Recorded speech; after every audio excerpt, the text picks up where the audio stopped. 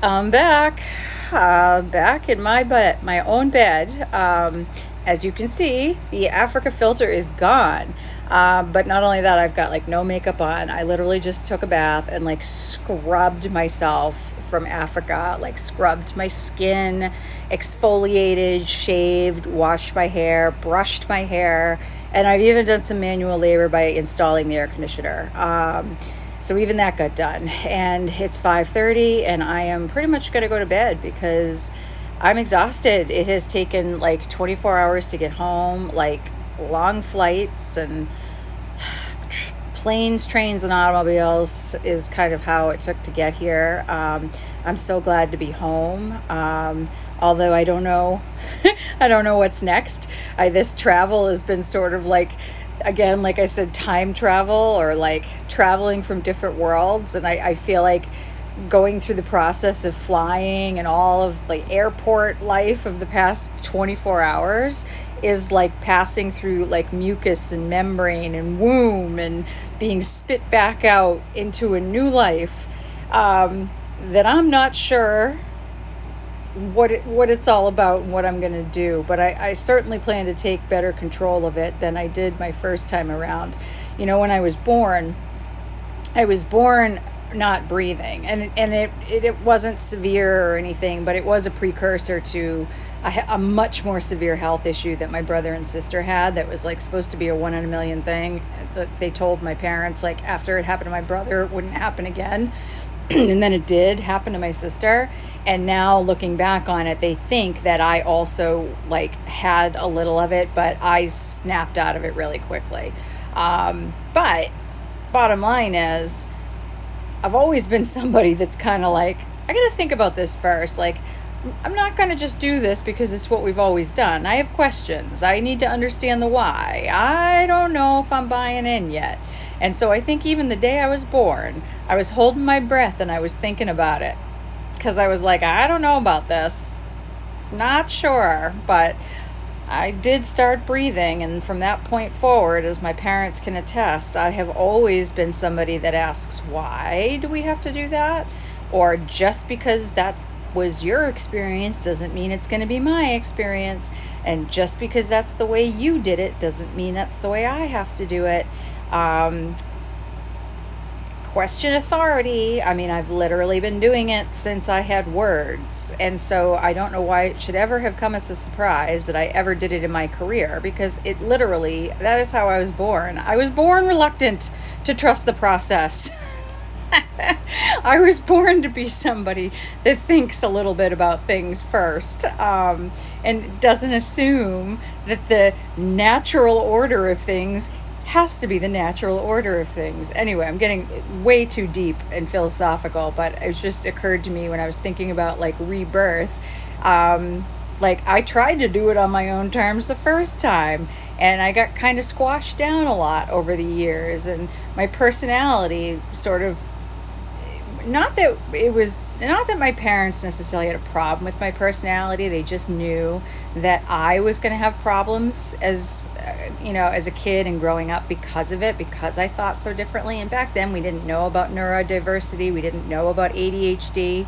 I had a therapist. They knew enough to get me that, so that I had somebody to talk to. But their hope was that I would somewhat like homogenize and figure out how to play the game like everybody else so that my life would be easier. And that just never happened. I was never able to do that.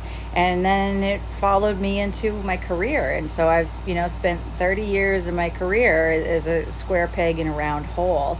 And now I have the opportunity to do it again and try to decide how I want to do it. And like, I don't want to do anything that's not on my terms, ever again. And I don't ever want to be shamed for how I think, how I feel, how I process information. None of those things should be looked down upon. They're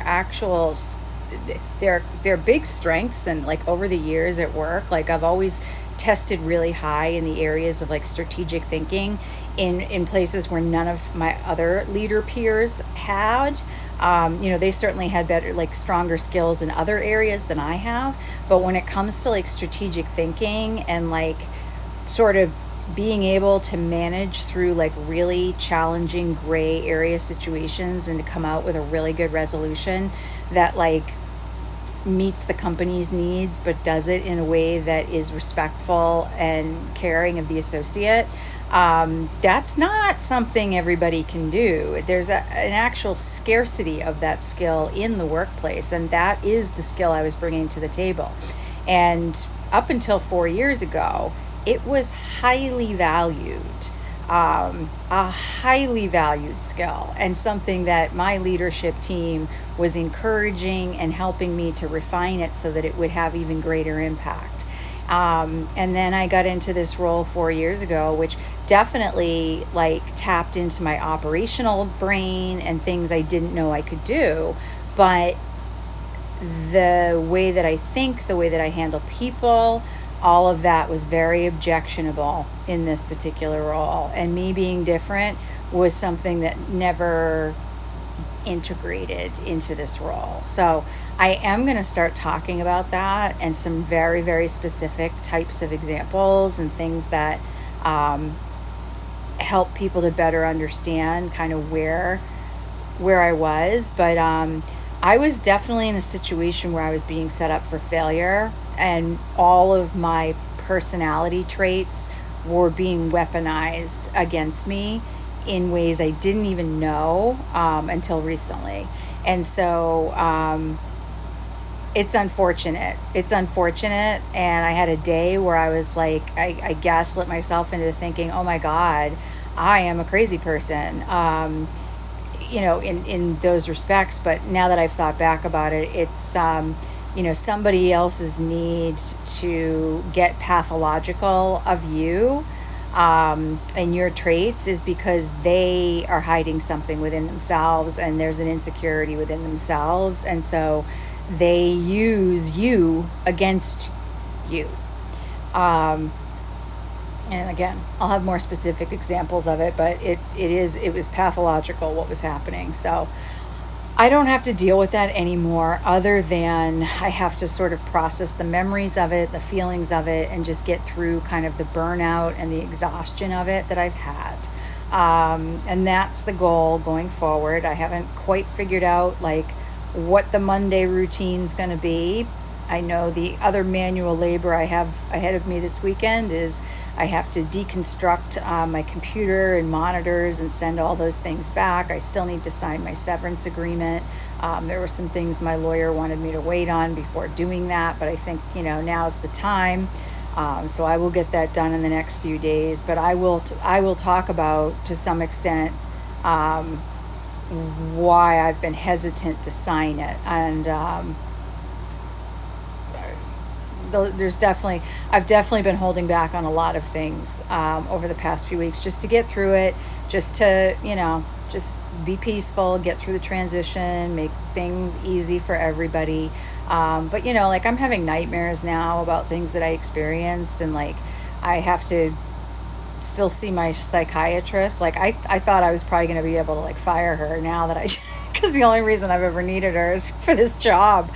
But I think I still need her just to transition my way out of it in a healthy way, and to, remind me, to be there to remind me the things that I've committed to in terms of my health and my happiness, and just making sure that like I do the rest of this life on my terms only.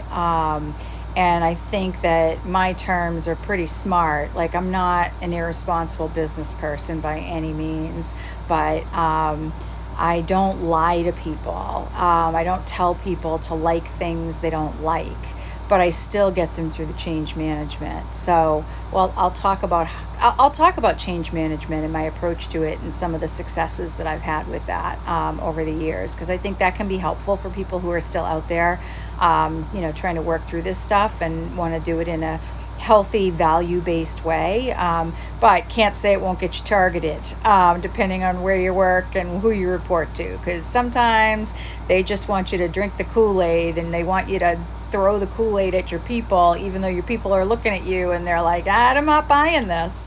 And so I'll talk more about that, but I'm home.